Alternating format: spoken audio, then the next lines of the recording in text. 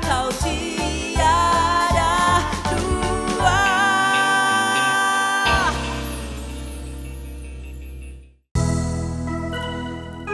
Assalamualaikum, Neno for the Future ya.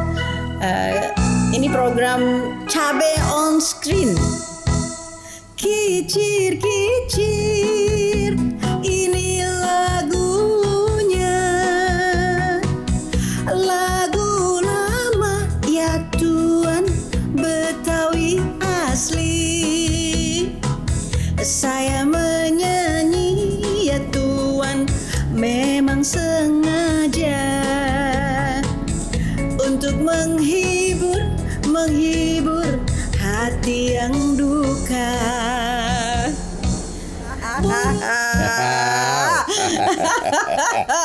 Oke, itu lagu. Aduh, itu lagu abadi banget ya. Kita ketemu di Cabe on the Screen bersama sang pemilik gagasan, yaitu Babe Ridwan Saidi. Assalamualaikum. Babe, kita akan mulai ini, mudah-mudahan sehat nih Be ya, sehat. Kan kata Babe Covid udah selesai ya, insya Allah udah datang yang lain Omikron, terus abis itu udah insya Allah katanya tuh 30 titik, katanya Profesor Yono tuh 30 titiknya, jadi dia tuh nggak terlalu terkonsentrasi sehingga dia bisa disikapi dengan lebih santai. Ya, insya Allah gitu. Makanya Be, kita ngomongin minat Babe yang utama. Dari dulu katanya Babe tuh sebenarnya minatnya sama sejarah. Cuma ada yang lucu alasannya. Iya, saya berminat sejarah karena terangsang oleh guru SD saya kelas 6, namanya Pak Sumarsono. Dia sangat menghayati kalau mengajar. Masya Allah. And then waktu SMP, SMA juga kebenaran ketemu guru sejarah yang bagus-bagus. Tetapi waktu fakultas saya nggak mau masuk sejarah. Oke. Saya berpikir saya mesti cari pekerjaan. Oh, karena orang sejarah ntar gimana ya? Iya, cuma ngajar. Iya. Akhirnya Babe masuk fakultas hukum. Iya. Fakultas Hukum dan Ilmu Pengetahuan Kemasyarakatan. Iya, but at the last akhirnya Babe kembali ke sejarah. Karena itu Cabe on the Screen ini, saya menghargai betul ya pikiran-pikiran Babe yang udah beredar di mana-mana. Babe tuh pikirannya di Cabe on Screen, di Cabe catatan Babe itu mendunia tuh. Amin. Sampai yang dari Amerika ngirim saya cabe. Iya. Oh iya. Iya.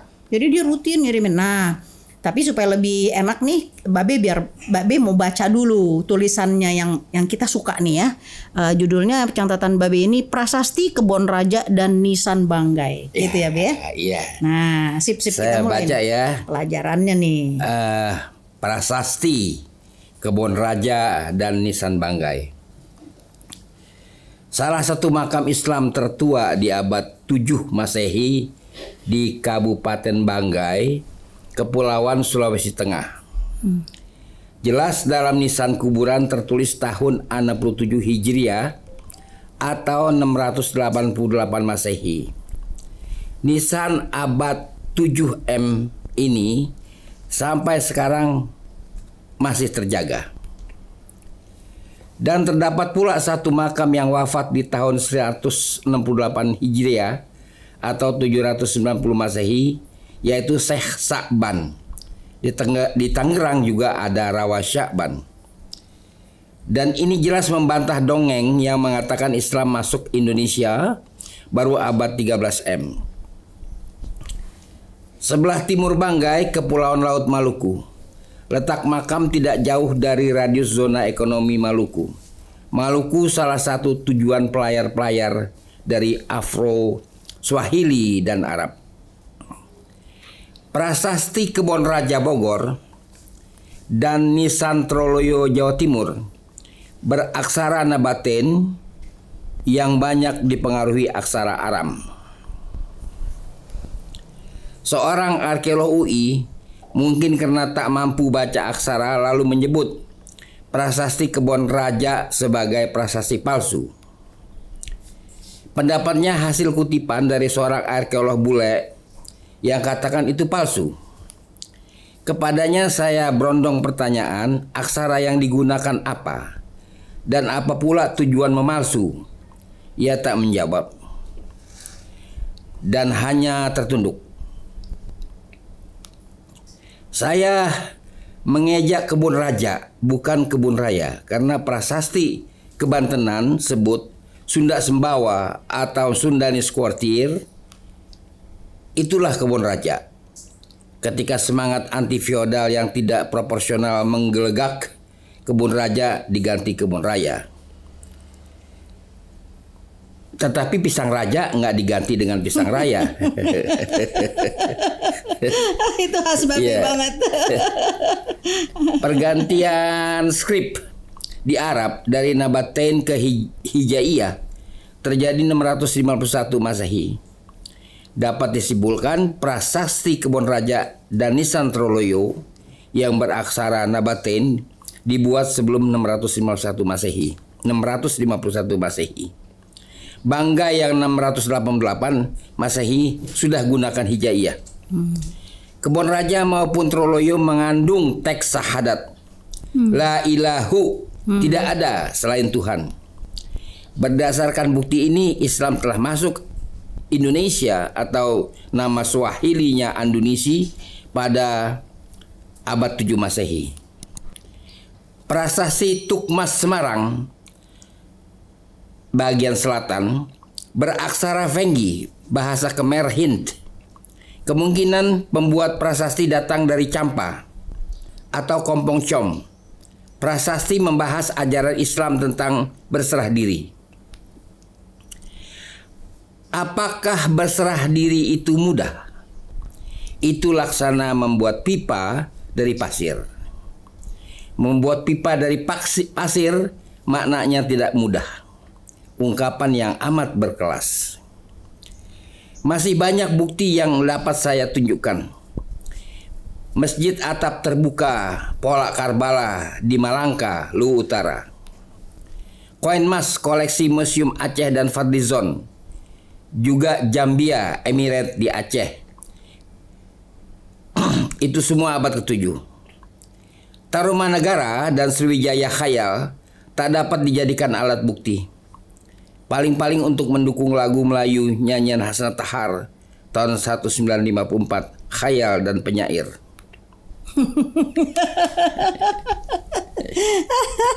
Itu lagunya kayaknya aku tahu deh kayaknya. Mengapa kau menghayal, hayal menggoda hati. Ya, bagai dipakai. Karena aku haus akan keindahan. Gitu. Ini lucunya tuh, Babi tuh apa namanya cerdas terus jahil. Iya Be, cerdas tapi ada jahilnya. Masa katanya pisang kenapa jadi batu raja? Kenapa nggak jadi pisang raya? Kebun raja diganti kebun raya. Mestinya kan juga kalau semua raja diganti ya pisang juga diganti dong. Pisang raya ya. Pisang raya. Aku kadang-kadang tuh kalau baca ketawa-ketawa sendiri Be. Ini menarik Bang Be. Berarti kan dari temuan-temuan ini gitu ya. Iya. Kan berarti Islam sudah masuk abad 7. Iya. Bukan abad 13. Oh, bukan. Nah, itu yang kan dari TK, dari SD belajarnya abad 13. Itu implikasinya apa tuh, Be? Artinya serius lah. Serius banget. Serius banget karena begini ya. Islam masuk dari arah Samudra Pasai, Lamuri kemudian, yaitu dia rutenya itu menempuh Maladewa, Nicobar Andaman, kemudian Malabar, lalu Teluk Benggala, Selat Malaka, kan begitu. Jadi masuklah mereka Islam itu ke daerah Aceh dulu. Ya. Dan itu bukti-buktinya jelas, ada tak terbantahkan. Iya. Koin abad ke-7 ada Jambia, itu tidak terbantahkan.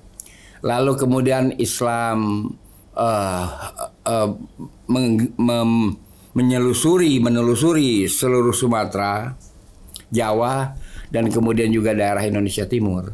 Karena masjid terbesar itulah masjid di Malangka, Luwu Utara. Luwu Utara. Woy, itu kan itu Pola Karbala, artinya nggak pakai atap. Oh, atap terbuka. Masya Allah. Itu kan beda 600. Jadi prediksi atau kata sejarah yang beredar gitu. Berarti bedanya 600 tahun. Itu 600 kan tahun. Dalam 600 tahun banyak yang terjadi kan. Iya. Bukan main. Iya, abad 13 kita sudah berdiri kerajaan Islam ya, Samudra Pasai. Itu kerajaan Islam. Kemudian Ternate, Tidore itu. Iya, itu juga kalau Ternate lebih awal, tapi Tidore next to next dengan Samudra Pasai. Iya. Itu sudah ada. Lalu kemudian Majapahit ya. Iya. Majapahit kan Muslim. Iya. Majapahit itu sudah banyak power system berdiri di Indonesia kalau pada abad itu. Enggak, yang menarik itu gini Be, kenapa kalau misalnya bukti-bukti ini akankah ada gitu loh dari generasi yang sekarang, kita harapin ada yang meluruskan. Ya mesti, jadi ini bukti-bukti kan bukti fisikal, jelas ada. Bukan turun-temurun ya, bukan. Enggak, bukti fisikal ada. Tak terbantahkan. Ya silahkan saja yang lain-lain mengaku, terserah mau memilih abad berapa. Pilihan bebas. Pilihan bebas. Tapi ada buktinya, harus tunjukkan buktinya. Iya. Kalau kata Noam Chomsky katanya di luar hari hujan. Terus kita bilang di luar hari tidak hujan. Nggak bisa kata Noam Chomsky. Nggak bisa. Istilah Babe tak terbantahkan. Iya, nggak terbantahkan abad 7 Islam. Nah, berarti Be loncat dikit sama situasi yang maksudnya yang sekarang kita harus lihat gitu loh. Bahwa banyak banget gitu upaya untuk orang nyebutnya kan sedikit nih Be, Islamofobia. Nggak gitu. Suka sama Islam. Padahal dalam peranan menata kehidupan berarti banyak dong jasanya Islam. Oh iya, misalnya begini ya, sebelum berdiri kerajaan Islam, power system Islam, itu kita Islam sudah membangun yang dinamakan zona ekonomi di daerah-daerah pelabuhan dari Banda Aceh sampai Banda Nera itu sebanyak 22. Wow. Iya. Ya bayangkan di daerah Jawa Timur Tapal Kuda saja 4. Tuban, Gresik. Itu semua berarti peredaran uang berapa besar itu? Uang beredar melalui situ, bahasa beredar melalui situ, peradaban beredar melalui situ, agama mengalir lewat situ. Masya Allah. 22. Dan mereka bukan sembarangan ya. Belanda itu tidak pernah bisa menjajah zona ekonomi, jangan salah. Karena zona ekonomi itu terikat oleh hukum internasional. Saya misal aja Banda Neira ya. Sebelum Amerika merdeka, Banda Neira itu membuat perjanjian dengan England, dengan Inggris kan. Tukar menukar pulau. Pulau Ron di Banda Neira ditukar dengan Manhattan. Jadi jangan sembarangan dengan zona ekonomi.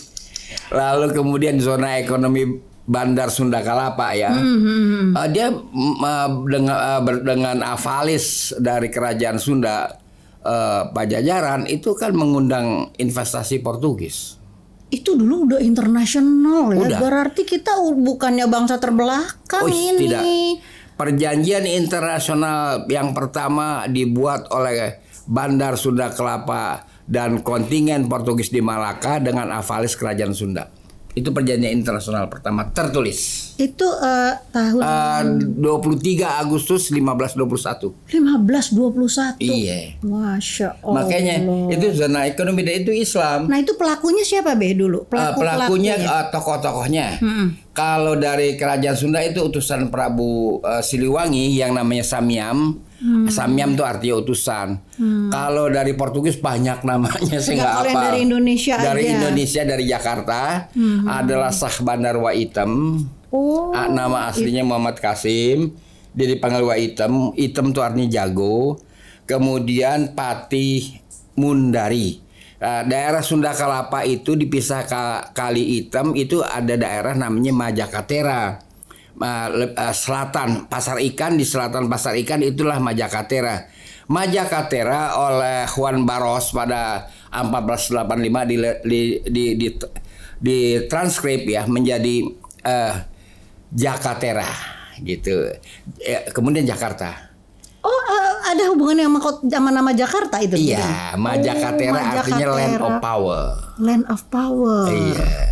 Masya Allah, ini berharga benar. Artinya kalau misalnya kita sekarang punya isu, mau kemarin ya kan masih sekarang nih masih pada serius katanya mau mindahin ibu kota negara, berarti emang Jakarta terlalu historical ya, terlalu susah dilupakan gitu ya, ya karena memang Masya Allah begitu panjang sejarah. Jadi di daerah Majakaterra itu sebelah timur adalah Kali Besar Timur, di sebelah barat adalah Jalan Kakap.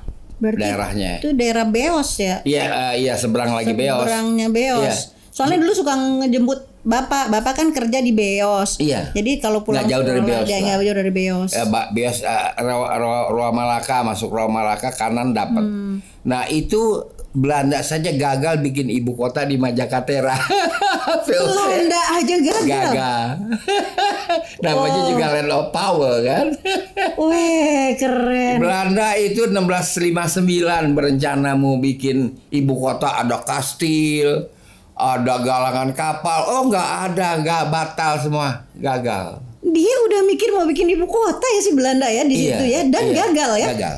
Masya Allah, menarik banget.